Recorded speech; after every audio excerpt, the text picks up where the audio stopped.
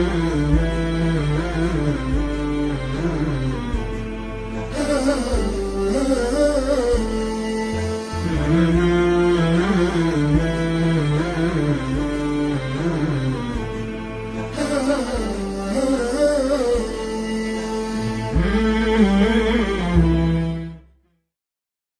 الله الرحمن الرحيم، والصلاة والسلام على أشرف الأنبياء والمرسلين نبينا محمد عليه أفضل الصلاة وأتم التسليم. اللهم علمنا ما ينفعنا وانفعنا بما علمتنا وزدنا علما إنك أنت العليم الحكيم. ما أذن الله عز وجل وما أمر الله عز وجل لنبيه في الاستزادة من شيء إلا في العلم، فقال عز وجل: وقل رب زدني علما. ولا ينال العلم إلا بالسؤال، ولا يسأل العلم إلا لأهل العلم. قال عز وجل: فاسألوا أهل الذكر إن كنتم لا تعلمون. فأهلا وسهلا أعزائي المشاهدين في برنامجكم فاسألوا أهل الذكر، والذي نستقبل فيه استفساراتكم وفتاويكم والتي متعلقة في هذا الشهر الفضيل المبارك. كما باسمكم مشاهدي قناة سلام الفضائية نرحب باسمكم بالدكتور حسن سلمان، فمرحبا بكم وتقبل الله منا ومنكم. أهلا وسهلا ومرحب بك وبمشاهديك الكرام في كل مكان، ونسأل الله سبحانه وتعالى أن يعيننا ويوفقنا لما فيه الخير، فنحن نقلة علم، ونسأل الله سبحانه وتعالى أن يجعلنا ننقل ما هو دقيق وأكثر تحريا للصواب إن شاء الله. فالمعهود عندي إن شاء الله في موضوع الفتاوى ألا أحاول أن أشذ بأمر خاص ليس لي فيه سلف من العلماء وخاصة المذاهب الأربعة. جزاكم الله. أحسن الله إليكم ونفع بعلمكم. كما نذكر أعزائي المشاهدين بأننا نستقبل أسئلتكم واستفساراتكم، وذلك من خلال وسائل التواصل الاجتماعي أو رقم الواتس الذي يظهر على أسفل الشاشة طيلة مدة البرنامج. فمرحبا بكم مرة أخرى ومرحبا بالدكتور. دكتور حسن، يمتاز هذا الشهر الكريم ويسمى شهر الجود والعطاء، ونبينا صلى الله عليه وسلم كان أجود في الخير من الريح المرسلة، ولذلك يسمى هذا الشهر شهر الجود والعطاء والكرم. يا ليتنا تحدثنا عن بعض معالم وهذه الصفة الجميلة، صفة الكرم والجود والعطاء في هذا الشهر الفضيل. أحسن الله إليكم. الحمد لله رب العالمين، والصلاة والسلام على رسول الله الأمين وعلى آله وصحبه أجمعين. أما بعد، يقول الله سبحانه وتعالى: وربك يخلق ما يشاء ويختار. ومن اختيار الله سبحانه وتعالى واصطفائه هنالك اصطفاء في عوالم الرجال والأشخاص والبشر، وهنالك اصطفاء في عوالم الملائكة، وهنالك اصطفاء في عوالم الأمكنة، وهنالك كذلك اصطفاء في عوالم الأزمنة. ومن اصطفاء الله سبحانه وتعالى في عالم الزمان اصطفاء الله سبحانه وتعالى لهذا الشهر المبارك الذي جعله الله عز وجل مكانا لأعظم شعيرة من شعائر هذا الدين، وهي شعيرة الصيام. كتب عليكم الصيام كما كتب على الذين من قبلكم لعلكم تتقون. وجعله الله سبحانه وتعالى لفضله ومكانته، جعل هذا الشهر محلا لتنزل القرآن الكريم، شهر رمضان الذي أنزل فيه القرآن هدى للناس وبينات من الهدى والفرقان. فكما تفضلت فإن هذا الشهر المبارك هو من أفضل الشهور ومن أفضل الأزمنة، وكما ثبت عن النبي صلى الله عليه وسلم: الصلاة إلى الصلاة، والجمعة إلى الجمعة، ورمضان إلى رمضان، مكفرات لما بينهن ما اجتنبت الكبائر. فنلاحظ بأن الله سبحانه وتعالى يجعل عباده يتنقلون من زمن إلى زمن ومن حالة إلى حالة، ويخرجهم دوما. الله سبحانه وتعالى يعني يهيئ لهم المواسم ويهيئ لهم المناسبات التي يتعرضون فيها لنفحات الخير ونفحات البركة ونفحات الرحمن جل جلاله. ولذلك من أفضل ما عرف به النبي صلى الله عليه وسلم في هذا الشهر المبارك هو الكرم والجود والعطاء والبذل. فشهر الصيام، هذا الشهر المبارك، هو من أفضل الشهور لأن يكون الإنسان معطاء، أن يكون الإنسان كريما، لأن يكون الإنسان متسامحا، لأن يكون الإنسان منفقا. ولهذا كما ثبت عن النبي صلى الله عليه وسلم، كما تفضلت في حديث عبد الله بن عباس رضي الله عنه، حديث الصحيحين، يقول فيه عبد الله بن عباس: كان النبي صلى الله عليه وسلم أجود الناس، وكان أجود ما يكون في رمضان حينما يأتيه جبريل، لما يأتي جبريل عليه السلام، وكان يأتيه كل ليلة يدارسه القرآن، فيقول: فلرسول الله صلى الله عليه وسلم أجود في الخير من الريح المرسلة. وهنا نلاحظ أن الريح التي ضرب بها المثل هنا هي الرياح التي تهب على الناس في الخريف، وتحمل الغيث وتحمل البركة وتحمل الرحمات، فإن رحمتها عامة وخيرها شامل وبركتها يلتمسها الجميع. ولولا ربما هذه الرياح التي تحمل الخيرات والبركات لمات الناس بالعطش، وربما لماتوا من الجوع. ولكن هذا الفضل العظيم العميم الذي ارتبط بهذه الوسيلة التي هيأها الله سبحانه وتعالى، وهي مسألة الريح المرسلة، النبي صلى الله عليه وسلم حاله في نفعه للناس وفي جوده وفي كرمه في هذا الشهر المبارك أجود من الريح المرسلة، أجود من الريح، وهي تحمل هذا الخير مرسلة به من الله سبحانه وتعالى. يوزع الله سبحانه وتعالى هذا الخير على الناس بشكل عام وبشكل شامل، فيستفيد منه الكل. وهنا نلاحظ بأن يعني عموم منفعة النبي صلى الله عليه وسلم وجوده عليه الصلاة والسلام لا يمكن حصره في باب واحد، فربما يتبادر عند الناس أن الجود هنا فقط المقصود به هو عطاؤه المالي، يعني النبي صلى الله عليه وسلم يعطي عطاء ماليا. ولكن ابن رجب الحنبلي عليه رحمة الله يقول: فإن جود النبي صلى الله عليه وسلم جودا عاما، هو جود عام. يقول: جود في العلم، وجود في المال، وجود في بذل النفوس، وجود في التحرك للدين، وجود في بسط العلم والدعوة إلى الله سبحانه وتعالى، وجود حتى في الجهاد. فإن أجود ما يكون أو ما عرف عن النبي صلى الله عليه وسلم في جهاده هو في شهر رمضان. فرمضان بالنسبة للمسلمين هو جود في كل الساحات، يجودون بأموالهم، ويجودون بأرواحهم، ويجودون بعلمهم، ويجودون بشفاعتهم.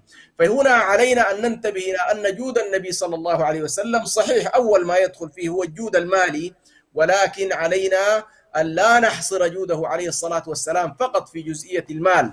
فإن من كان له، لأن الناس هنا يقتدون برسول الله صلى الله عليه وسلم، فمن الناس من يجود بعلمه في هذا الشهر المبارك، ومن الناس من يجود بدعوته معلما للناس الخير، ومن الناس من يجود بماله، ومن الناس من يجود بجاهه، وخاصة عندما يكون الناس بحاجة إلى شفاعته ووساطته وتحركه والاستفادة من سمعته لتقضى لهم حوائجهم. فإن كل ذلك يدخل معنا في الجود الشرعي الذي وصف به رسول الله صلى الله عليه وسلم.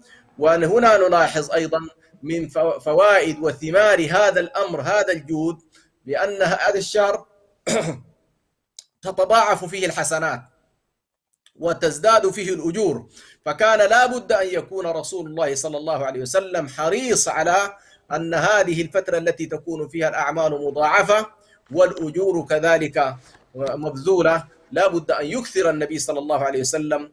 هنا يعني الأمر الأخير أيضا هنا أنبه إلى أن مسألة النبي صلى الله عليه وسلم وجوده هنا نعم يزداد جوده في رمضان عليه الصلاة والسلام، ولكن النبي صلى الله عليه وسلم هو جواد كريم على مدار العام، هو جواد عليه الصلاة والسلام.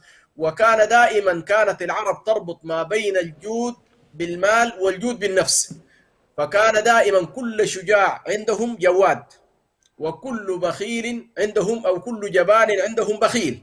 فكان دائما النفس، الجود بالنفس والجود بالمال مرتبطات ارتباط مباشر. فمن بخل بماله حريص أن يكون بخيلا بنفسه، ومن جاد بنفسه بطبيعة الحال فإنه سيكون جوادا بماله. ولذلك النبي صلى الله عليه وسلم كان يقول: والله لن تجدوني بخيلا ولا جبانا، لن تجدوني بخيلا ولا جبانا. فالنبي صلى الله عليه وسلم أجود ما يكون بنفسه وأجود ما يكون بماله عليه الصلاة والسلام، أن يعني يلفت إليهم أنظار الناس. ولأن هذا الإنفاق الذي نحن حقيقة نقوم به في رمضان نحن أحوج من الفقير إليه، نحن أحوج من الفقير إليه، لأننا نعالج بهذه الصدقات ذواتنا، ونعالج أمراضنا، ونعالج أسقامنا، ونعالج شح نفوسنا. فإن المرض الحقيقي ليس كما يتصور البعض هو في الأشياء الخارجية، الأمراض الحقيقية هي في دواخلنا. عندما يكون الغني غنيا وشحيحا، وعندما يكون صاحب التجارة والمال عنده من المال ولكنه بخيلا، فإن الداء الداخلي لا يمكن علاجه إلا بالصدقات. ولذلك الله سبحانه وتعالى يقول لنبيه صلى الله عليه وسلم: خذ من أموالهم صدقة تطهرهم وتزكيهم بها وصل عليهم إن صلاتك سكن لهم. فهنا نلاحظ بأن الصدقات نحن محتاجين إليها، يعني صاحب المال محتاج إلى التصدق ليطهر نفسه، ليزكي نفسه، ليذهب شح نفسه، ليحارب دواخل نفسه المريضة، ويرتقي ويتقرب إلى الله سبحانه وتعالى. وبالتالي نحن إن شاء الله في مثل هذا الشهر نحث كل الأغنياء والقادرين ومن له فضل زاد عليه أن يتصدق على من لا زاد له، ومن كان عنده فضل طعام فليتصدق به على من لا طعام له، ومن كان له فضل يعني بقية شيء ربما يحتاجها الجار عليه أن يتفقد. فعلى كل في هذا الشهر علينا أن نحرص على إظهار قيمة التكافل، قيمة التكافل. وهذه طبعا يقول فيها الإمام الشافعي عليه رحمة الله، يقول: وازدادت أهمية الجود في رمضان لأن حاجات الناس في رمضان تكثر، وربما بعض الناس تتعطل أعمالهم أو ينشغلون، يقول الشافعي قد ينشغلون بالصلاة والصيام عن أعمالهم فيحتاجون إلى من يعينهم، وهذا ليس عيبا. يعني علينا أن لا نتصور بأن من شغلته الصلاة وشغله الصيام عن بعض أعماله اليومية ليس هذا معيبا في ظل المجتمع المتكافل، في ظل المجتمع الذي يحرص على أن يحمل القوي يحمل فيه الضعيف، والغني يحمل فيه كذلك الفقير، والقادر يحمل فيه العاجز. فإن هذه هي الصورة الحقيقية التي ينبغي أن نخرج بها من رمضان، صورة المجتمع المتراحم المتكافل المتحابب، الذي لا يحقد فيه الفقراء على الأغنياء ولا يبخل فيه الأغنياء على الفقراء، إنما هم متحابون في الله سبحانه وتعالى، وكل على عتبة من عتبات الابتلاء والاختبار والمقام الذي هيأه الله له. فالفقير الصابر والغني الشاكر كلاهما يتسابقان إلى الله سبحانه وتعالى. أحسن الله إليكم فضيلة الدكتور وبارك في علمكم. كما أن رمضان موسم للتنافس والتسابق الشريف ورقي الدرجات، فهل تذكر لنا أمثلة فضيلة الدكتور؟ بالنسبة للأمثلة حقيقة كثيرة جدا، يعني وأنا أحيانا أكاد أقول بأن أمثلة الأعمال الخيرة تكاد تكون بعدد أمثلة البشر. يعني كل إنسان سبحان الله يفتح الله عليه من أبواب الخير ما هو ميسر له، كل ميسر لما خلق له، وليس هنالك في دين الله سبحانه وتعالى شخص ما ميسر لشيء، ولكن عليك أن تكتشف ذاتك، تكتشف يعني من أنت وفيما يمكن أن تصلح. هل أنت من أهل القوة فيحتاج الناس إليك في باب القوة؟ هل أنت من أهل المال فيحتاج الناس إليك في باب المال؟ هل أنت من أهل الشفاعة والوجاهة والتحرك في أبواب الخير عندما يحتاج الناس؟ لأن النبي صلى الله عليه وسلم يقول: اشفعوا تؤجروا ويقضي الله على لسان رسوله ما شاء. فبعض الناس يهيئهم الله سبحانه وتعالى لقضاء حوائج الناس. وعموما النفع المتعدي في الأعمال يكون غالبا أفضل من النفع الذاتي. يعني بعض الناس بإمكانه أن يأخذ المصحف ويدخل إلى مسجده طوال اليوم ولا علاقة له بالبشر، وهنالك من الناس من هو ربما قليل من الأعمال الذاتية، ولكنه ما شاء الله مكثر من الأعمال المتعدية النفع.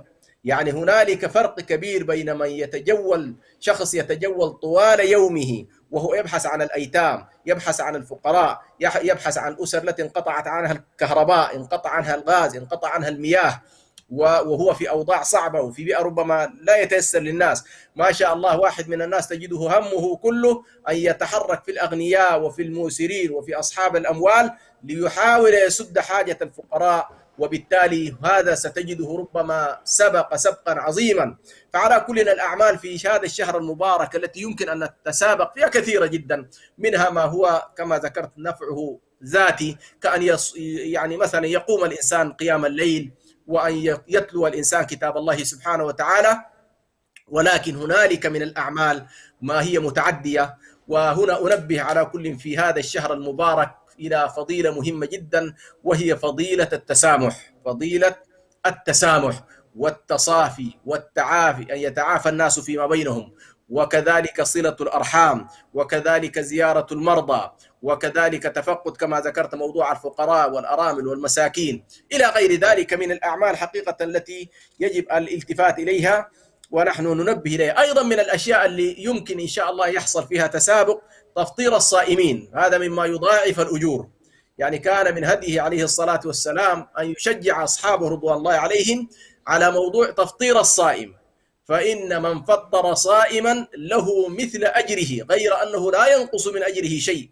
فانظر إذا كان والله استطعت أن تجمع 4-5 من الأشخاص كانوا صائمين وأخذتهم إلى بيتك وإلى موقع إفطارك، فإنك قد ضاعفت أجر الصوم. نعم أنت كنت صائم، ولكن ضاعفت الأجر بأنك أخذت معك، وخاصة إذا كانوا أهل حاجة وأهل وفقراء، فإن هذا بلا شك يضاعف لك الأجر. فيمكن للشخص سبحان الله أن يحول 30 يوم يحولها إلى 100 يوم، إلى 200 يوم، إلى 300 يوم من خلال تفطير الصائمين.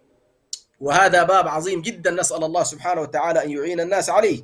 أيضا في مثل هذه الأيام نحث كذلك على موضوع زيارة المرضى وتفقد أحوالهم وما يحتاجون إليه، وكذلك أيضا موضوع الصدقات والزكوات. هذا الشهر أيضا يمكن أن يكون مساحة في العمل الخيري فيما يتعلق بإخراج الزكوات. وأعرف أن بعض الناس يقسم زكاته ما بين رمضان وما بين مثلا الأضحى، ويحاول أن يجمع المواسم كلها ليكون إن شاء الله. لكن عموما نحن نقول بأن من دخلت في رمضان عليه إخراج الزكاة لا يؤخرها، لأن حاجة الفقراء وحاجة المساكين ماسة، وبالتالي علينا أن نعجل. مجرد أن يعني بلغ الإنسان التوقيت وكان ماله بالغا للنصاب ومر عليه الحول، فعليه مباشرة أن يعجل إن شاء الله بذلك. هذه كلها على كل من الأعمال الفاضلة والأعمال المهمة. أيضا عندنا موضوع الدعوة إلى الله وتعليم الناس الخير، هذه من الأعمال أيضا التي يجب أن لا يغفل عنها الناس في هذا الشهر المبارك. أحسن الله إليك ونفع بكم.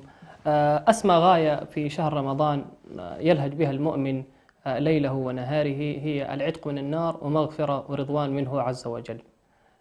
يا ليتنا لو تلفت لنا ولعلنا نأخذ هذه اللفتات في مغفرة الله عز وجل والعتق من النار بعد الفاصل. أعزائي المشاهدين، فاصل ثم نواصل.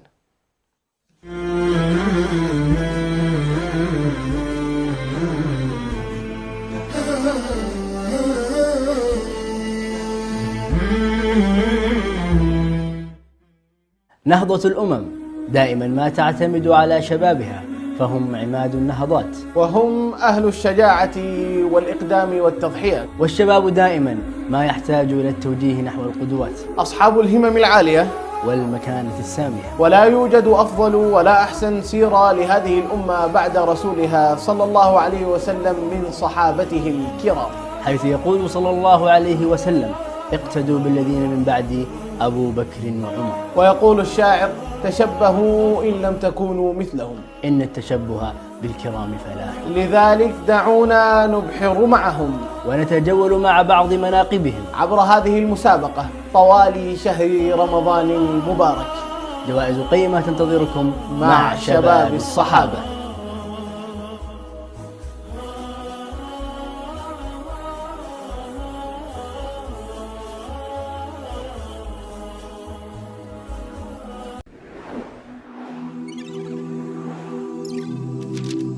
رمضان شهر القرآن، فاستمتع أنت وأسرتك ببركات القرآن في شهر رمضان، ولا تتوقف عند التلاوة فحسب، بل تعرف على معاني الكلمات وتفسير الآيات بشكل مبسط.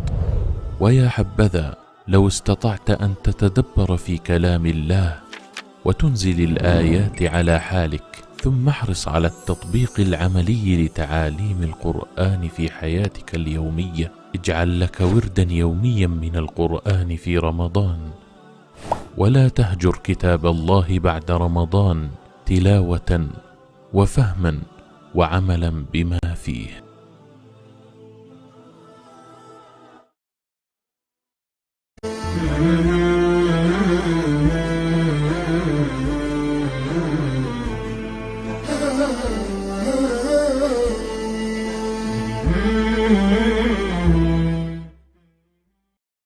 السلام عليكم ورحمة الله وبركاته. كنا قد تكلمنا قبل الفاصل عن أسمى غاية للمؤمن يلهج بها في ذكره آناء الليل وأطراف النهار في هذا الشهر، شهر الصوم، شهر الكرم، شهر العتق من النار، وهي أن يعتقه الله عز وجل من النار ويحظى برضوان ومغفرة منه عز وجل. برأيكم دكتور حسن، ما هي سبل الوصول لتحقيق ذلك؟ جزاك الله خير. على كل نحن كل أعمالنا، كل الأعمال التي نقوم بها، الغاية الأسمى التي نسعى إليها هو أن يدخلنا الله في رحمته ومغفرته ويدخلنا بعد ذلك جنته جل جلاله. يعني كل الأعمال، كل السعي، كل الجهد، الغاية الأسمى لكل الغايات حقيقة التي هي في كتاب الله سبحانه وتعالى، سنلاحظ بأن أسمى غاية يسعى إليها المكلف هو أن ينال رضاء الله سبحانه وتعالى ودخول جنة الله عز وجل.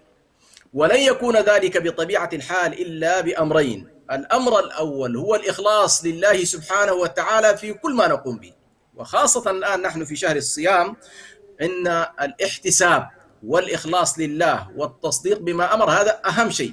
من صام رمضان إيمانا واحتسابا، من صام رمضان إيمانا واحتسابا، ومن قام رمضان إيمانا واحتسابا، ومن قام ليلة القدر إيمانا واحتسابا. إذن أهم قضية: وما أمروا إلا ليعبدوا الله مخلصين له الدين. هذا الشرط الأول الذي إن شاء الله نكون من خلاله من أهل مغفرة ورضوان الله سبحانه وتعالى. الأمر الثاني هو أن يكون العمل الذي نقوم به صوابا، أن يكون العمل الذي نقوم به صوابا. وعندما نقول صوابا أي أن يكون مشروعا، لأن النبي صلى الله عليه وسلم يقول: من عمل عملا ليس عليه أمرنا فهو رد.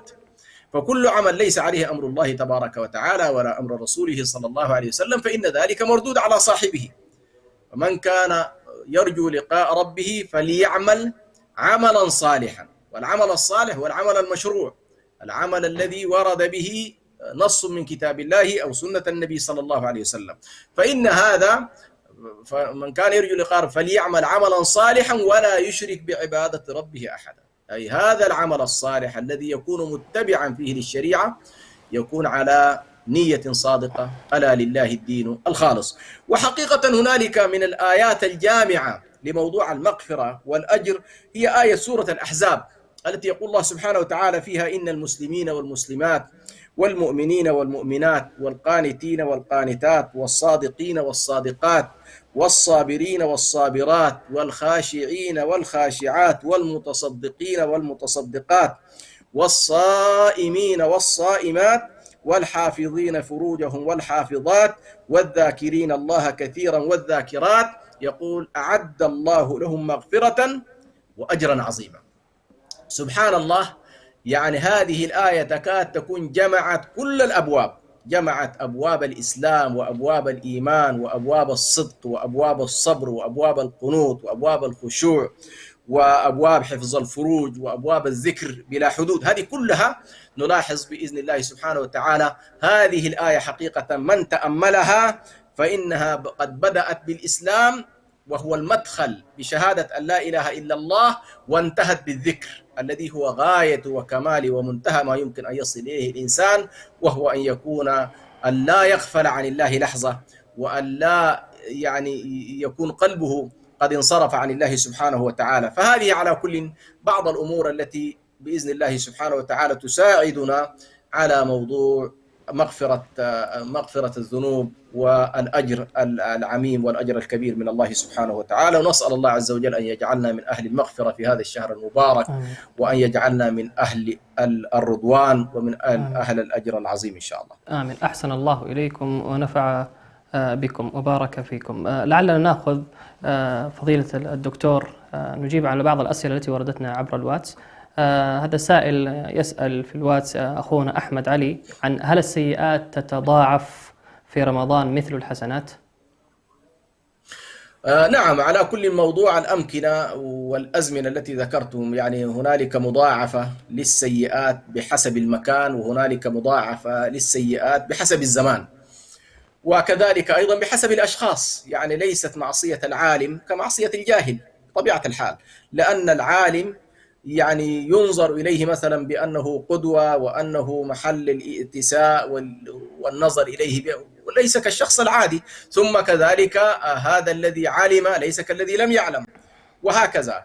وليس من عصى الله في مكة والمدينة والمسجد الأقصى كمن عصى الله سبحانه وتعالى في المواقع العادية. فعلى كل هنالك مضاعفة للسيئات، ولكن طبيعة المضاعفة عموما في السيئات لن تكون كطبيعة المضاعفة في الحسنات. فالحسنات طبعا مضاعفتها بلا حدود، يعني الله سبحانه وتعالى يضاعف ما شاء، ولكن بالنسبة للسيئات مضاعفتها كما ذكرت صحيح في مضاعفة في هذا الشهر المبارك. مثلا من أكل وشرب وتعمد الأكل والشرب أو تعمد الجماع، هذه كلها طبعا من الأشياء التي تتضاعف بطبيعة الحال، يتضاعف فيها الذنب، بينما في الأوقات الأخرى قد لا يكون هذا الموضوع بهذا الشكل يعني. فعلى كل تتضاعف السيئات في الأشهر الحرم، وتتضاعف في الأشهر الفاضلة كشهر رمضان المبارك، وتتضاعف بحسب الأمكنة كذلك. نعم. أحسن الله إليكم. لكن هل التضاعف يعني في السيئات يعني قد يكون الإنسان يأتيه إنه كيف تضاعف السيئات؟ يعني أليس الله عز وجل كريم عز وجل؟ لكن وقد يقول قائل يعني تضاعف أم تعظم، مثل المعصية التي تكون في مكة. نعم. على كل هي ما في إشكال كبير، يعني سواء تضاعفت أو عظمت. يعني على كل المقصود في الأمر أن ليست السيئة في غير الأوقات الفاضلة كالسيئة في الأوقات الفاضلة. ليست السيئة في الأماكن التي يعني يعظم فيها الله تعظيما كبيرا وتتضاعف فيها الأجور كالذي مثلا في غيرها، وهكذا. يعني فهي صحيح على كل المضاعفة قد تكون في الحسنات، ولكن قد تعظم السيئة، وزيادتها وعظمتها بطبيعة الحال هنا معنى ذلك لم تكن في حجمها الذي كانت عليه في غير هذا التوقيت. وعلمها عند الله طبعا، حجم المضاعفة نفسها أو حجم الزيادة نفسها أو الزيادة في الحجم قد تكون بالمضاعفة وقد تكون بغير ذلك. أحسن الله إليكم وبارك في علمكم. هذا سؤال من الأخ محمد أحمد: ما مقدار الفدية في الصيام، وهل يجوز إخراجها نقدا؟ نعم، على كلنا الفدية في الصيام بحسب السادة المالكية والشوافعة هي مد من غالب قوت البلد، غالب قوت البلد. وطبعا هنا نلاحظ المسألة فيها اختلاف الأحناف شوية مزودينها يعني، لكن المقدار بتاعت المد هو تقريبا 430 جرام، يعني أقل من نص كيلو من القوت، سواء كان والله القوت هو دقيق أو كان هو رز أو كان هو تمر أو كان زبيب، على كل من القوت المشهور عند أهل البلد، فإن الإنسان يخرج هذا الجانب. أو أيضا يمكن أن يعني يحولها الإنسان إلى وجبة متكاملة ويعطيها الفقير، وجبة فيها يعني فيها مثلا الأرز وفيها كذلك الخبز وفيها اللحم وفيها الإدام، بحيث هذه الوجبة تكفي لإطعام المسكين أو إطعام الفقير في هذا اليوم. فعلى كل هذه هي الفدية. بالنسبة للموضوع بتاعت أن هل يمكن أن نخرجها نقدا أم لا، يعني سنلاحظ نفس الخلاف الحاصل في مسألة العين والنقد سنلاحظه هنا. فمثلا الشافعية يرون أنه والله يا أخي النبي صلى الله عليه وسلم سمى الطعام طعام، فلا نذهب إلى غيره، ولكن الأحناف سهلوا في هذا الموضوع ويرون بأن المسألة لها علاقة بمصلحة المسكين. فإذا ذهبنا إلى رأي الأحناف وهو الذي عموما يعني يمكن أن تكون فيه إن شاء الله المصلحة للمسكين، فالإنسان يمكن أن يأخذ القيمة، والقيمة تحددها دائما المؤسسات الرسمية في كل بلد. ففي كل دولة من الدول يقال مثلا والله مقدار الفدية هو كذا، $10، $5، 300 جنيه سوداني كما هو الآن. هذا العام مثلا بالنسبة لإخواننا في السودان قيمت ب 300 جنيه. فعلى كل يعني يمكن للإنسان أن يأخذ المبلغ ويبلغ الشخص بأنه هذه هي فدية، أو أنه يذهب ويشتري بها الطعام ويعطيه خروجا من الخلاف. أحسن الله إليكم وبارك فيكم. هذا سؤال من الأخ عبد الله عثمان يسأل: هل يجوز تأخير غسل الجنابة إلى طلوع الفجر؟ وكذلك هل يجوز للنساء تأخير غسل الحيض أو النفاس إلى طلوع الفجر؟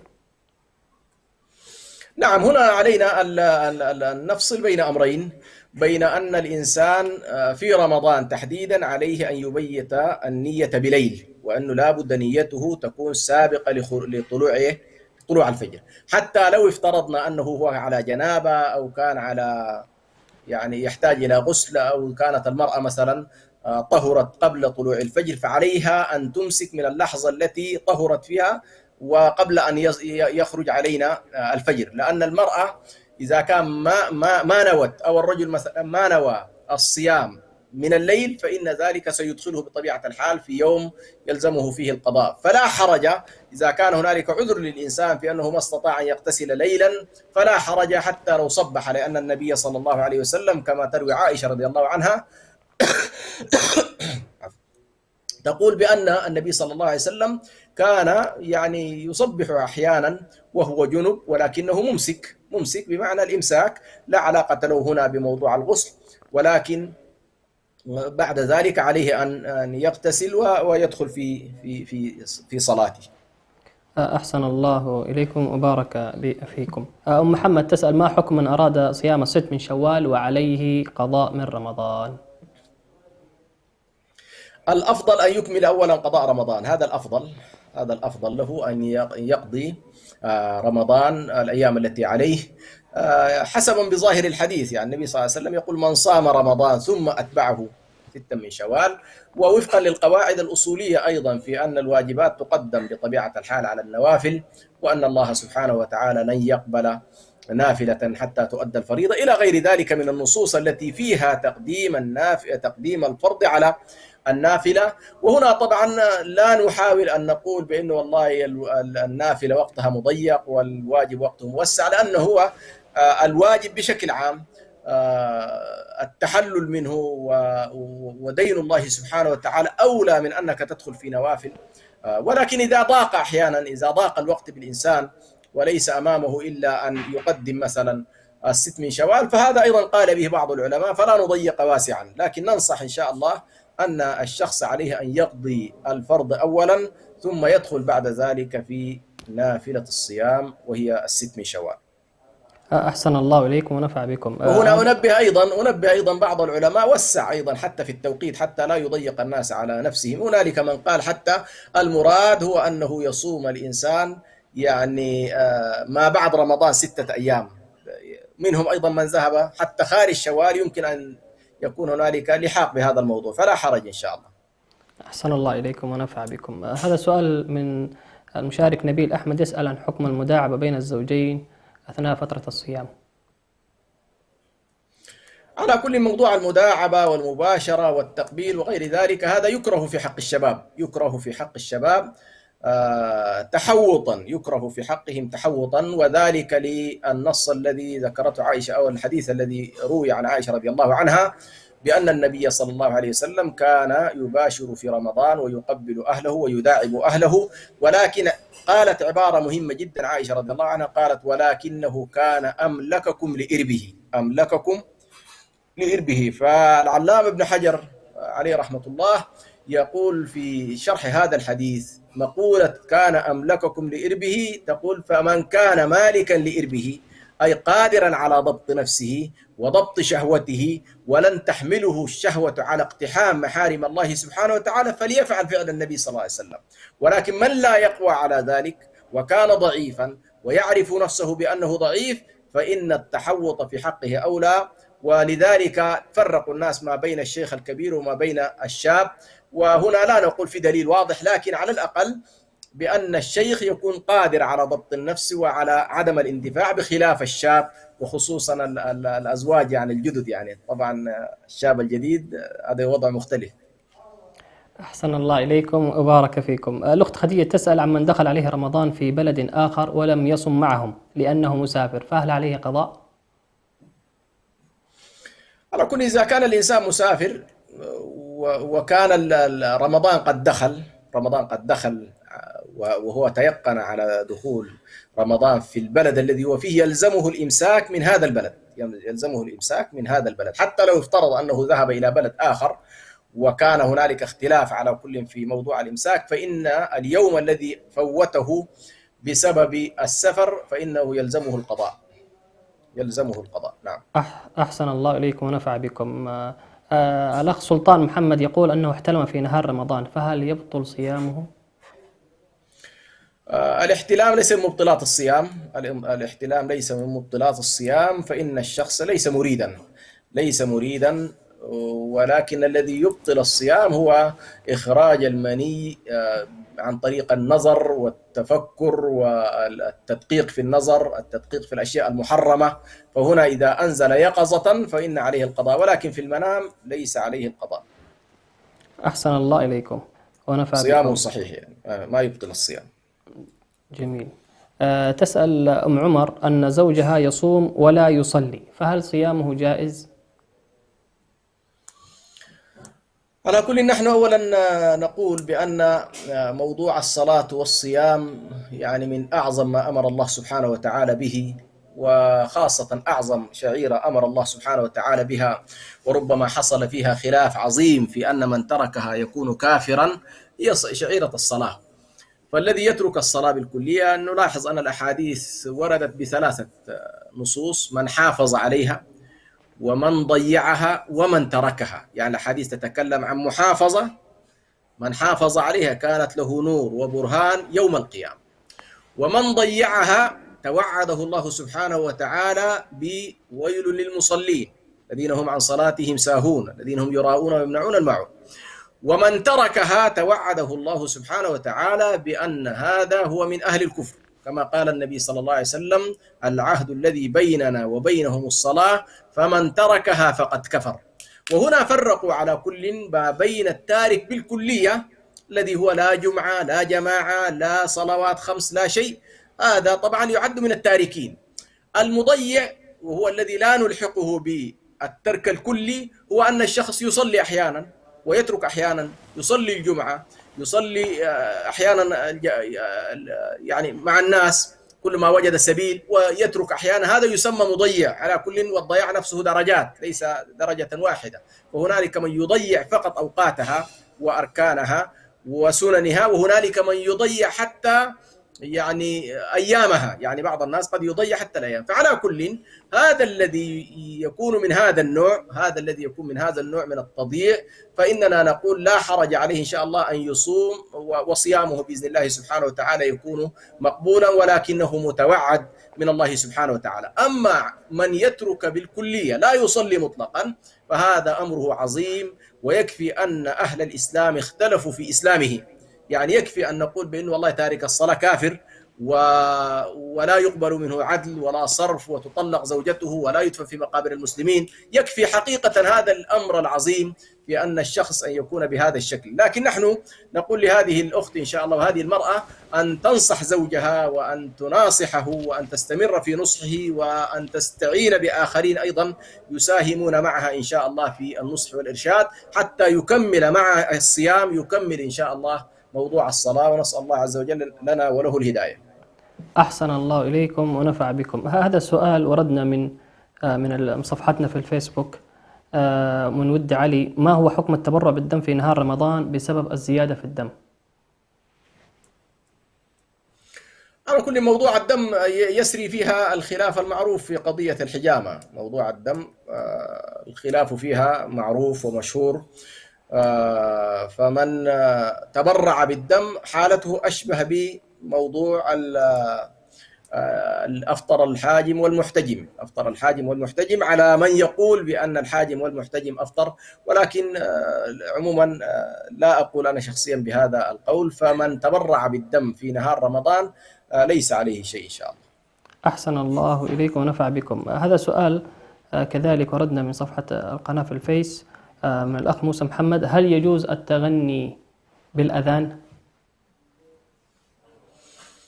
على كل موضوع التغني إن كان المقصود منه تجمل الصوت بشكل عام سواء في التلاوة أو في الآذان أو في غيره فلا حرج إن شاء الله ضمن القواعد والضوابط المعهودة في هذا الموضوع. يعني هنالك حقيقة من يبالغ في موضوع التجمل وفي موضوع التغني لدرجة أنه يخرج بالأذان عن وضعه الطبيعي، ولكن في إطار القواعد المعروفة وفي إطار الضوابط المعروفة لمخارج الصوت والمدود وغيرها من الأشياء فلا حرج إن شاء الله أن يجمل الإنسان صوته بالأذان، لأن الاختيار الذي وقع على بلال في موضوع الأذان هو قضية أنه أندى صوتا. الصحابة رضوان الله عليهم نظروا إلى من هو الأندى صوتا فيهم، فالأذان حقيقة هو شعيرة من الشعائر التي لو أحسننا اختيار من يقوم بها هي بنفسها دعوة. وأنا أعرف هنالك الكثير ممن دخل في دين الله في بلاد الكفر بمجرد أنه استمع إلى الأذان وإلى جمال هذا الأذان وإلى إيقاع هذا الأذان، فتجد سبحان الله يعني يجذب هذا الصوت الندي، يجذب كثير من الناس ويلفته إلى المعاني التي في هذا الأذان، وقد يدخل الناس كما ذكرت بذلك في دين الله سبحانه وتعالى. أحسن الله إليكم ونفع بكم. هذا سؤال وردنا في الواتس، يسأل سائل: ما حكم رفع اليدين والإمام يدعو في القنوت؟ لا حرج إن شاء الله رفع الأيدي في القنوت. فالمعهود عموما في الأدعية أنهم يرفعون يعني أن يكون الدعاء مصحوبا عموما برفع الأيدي، إلا أن يثبت لنا في موطن من المواطن عدم رفع الأيدي. إذا ثبت إن والله يا أخي هنالك مواطن مثلا كما هو الحال في بعض ما يرد في صلاة الجمعة، فإن المنقول أن الناس كانوا يؤمنون فقط دون رفع الأيدي، فهذا موطن على كل نقل فيه وضعية معينة. لكن ما عدا ذلك فلا حرج إن شاء الله أن الإنسان إذا رفع يده لا نحرج عليه، ومن أمن بلسانه دون أن يرفع يده أيضا فالأمر إن شاء الله فيه متسع ولا نضيق على بعضنا البعض. أحسن الله إليكم ونفع بكم. هذا سائل يسأل الأخ أبو وليد عن حكم من يقرأ القرآن من الهاتف من غير وضوء. لا حرج إن شاء الله، لا حرج من الهاتف بالذات، لا حرج. ولكن إذا كان قرأ من المصحف فالأفضل والمستحب في حقه أن يكون متطهرا خروجا على كل من الخلاف الحاصل في المسألة. ولكن فرق العلماء بين التلاوة من المصحف والتلاوة من التلفون العادي، فلم ينزلوه منزلة المصحف المعروف يعني. فلا حرج عليه إن شاء الله يقرأ. أحسن الله إليكم. هذا سؤال كذلك: إقامة شعيرة التراويح في البيت، يعني خاصة ما عم به البلوى الآن من عدم الخروج، هل دعني هنا أنبه إلى أمر مهم جدا، وهو ربما يكون محل تساؤل عند الكثيرين: أيهما أفضل أصلا؟ أيهما أفضل، أن أصلي نافلة التراويح في البيت أم أصليها في المسجد؟ بغض النظر عن كورونا، بغض النظر عن التفاصيل الأخرى. هذه طبعا مسألة يعني كبيرة وتستحق حقيقة من الناس أن يلتفتوا إليها. نلاحظ هنا على كل الذي تميل إليه النفس أن النبي صلى الله عليه وسلم جعل يعني فضل النافلة في البيت أفضل من أي نافلة يصليها الإنسان خارج بيته، يعني حتى نافلة التراويح عامة. يعني الأفضل للإنسان أن يصلي النوافل في البيت مطلقا. طيب، إلا في حالات معينة، وهو أن المساجد تخلو مثلا من الصلوات، فهنا لا يلزم إن والله أن نحيي الصلوات وباعتبارها شعيرة عامة وثبتت عن أصحاب النبي وعن النبي صلى الله عليه وسلم. الأمر الثاني كذلك يفضل لمن حضوره إلى الصلوات العامة كأهل العلم مثلا، أن حضوره إلى الصلوات العامة والشعائر العامة يشجع الآخرين، فهذا نقول له والله صلاتك في البيت مع أنها أفضل، ولكن حضورك بالنسبة للشعائر العامة والصلاة العامة قد يكون يشجع الآخرين ويجذب الآخرين. فنحن نقول إن شاء الله بغض النظر عن موضوع كورونا والأحداث التي هي عليه الآن، فإن صلاة الإنسان في بيته أفضل من صلاته في المسجد مع الناس. طيب، هنا يرد علينا الحديث الذي يقول فيه النبي صلى الله عليه وسلم: من صلى مع الإمام حتى ينصرف كتب له إيه؟ كتب له أجر ليلة.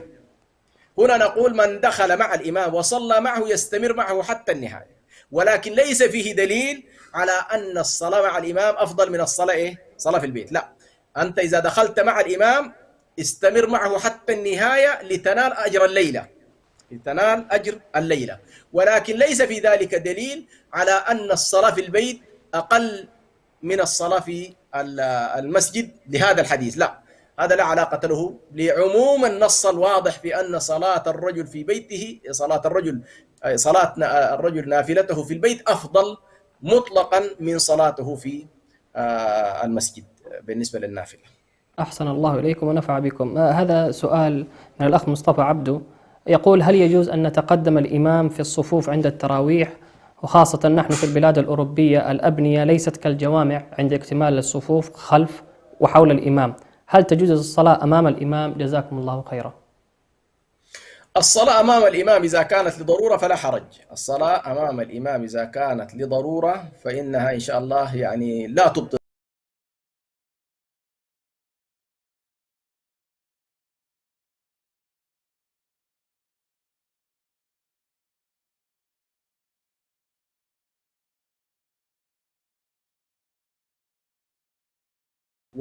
أو هنالك بعض الأمور التي تجعل أحيانا بعض الناس يكونون في موطن متقدم من الإمام، فعموما هذا لا يبطل صلاتهم وصلاتهم صحيحة إن شاء الله. أحسن الله إليكم ونفع بكم وبارك في علمكم وفي عمركم. في الختام يقول الله عز وجل: وما تقدموا لأنفسكم من خير تجدوه عند الله هو خيرا وأعظم أجرا واستغفروا الله إن الله غفور رحيم. جزا الله خيرا دكتور حسن سلمان على هذه الكلمات والتوجيهات والأجوبة المسددة بإذنه عز وجل. كذلك نشكر أعزائي المشاهدين على حسن استماعكم وأنصياتكم، كذلك نذكر مشاهدينا على حسن المتابعة، وأذكركم بإرسال أسئلتكم واستفساراتكم على رقم الواتس الذي يكون ظاهرا في الشاشة طيلة مدة البرنامج أو على وسائل التواصل الاجتماعي. إلى أن نلقاكم في حلقة قادمة، أستودعكم الله الذي لا تضيع ودائعه، والسلام عليكم ورحمة الله وبركاته.